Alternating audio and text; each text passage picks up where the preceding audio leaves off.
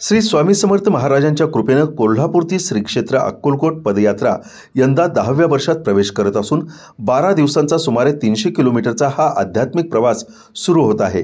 या सोहळ्याच्या आयोजनाबाबतची माहिती आज प्रेस क्लब इथं घेतलेल्या पत्रकार परिषदेत देण्यात आली।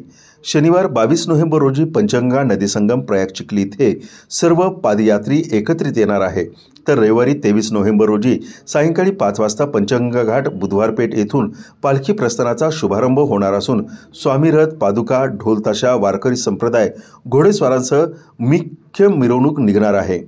कोल्हापूर शहरातील सर्व स्वामी भक्तांचा मोठा सहभाग अपेक्षित असून शिवाजी तरुण मंडळाकडून पालखीची आरती करून यात्रेला प्रारंभ केला जाईल। यात्रेदरम्यान प्रयाग चिखली येथे 21 प्रदक्षिणा व स्वामी रुद्राभिषेक आयोजित असून शहरातील शाहीर शिवराज नायकवडी 22 डिसेंबरला पादयात्रिकांसाठी खास पोवाडा सादर करण्यात आहे। पायी दिंडीतील विशेष आकर्षण म्हणजे कोल्हापूरची लहानगी मिष्टी जाधव, जी यापूर्वी संपूर्ण 300 किलोमीटर प्रवास पायी पूर्ण करणार असल्याची माहिती कार्याध्यक्ष सुहास पाटील यांनी दिली।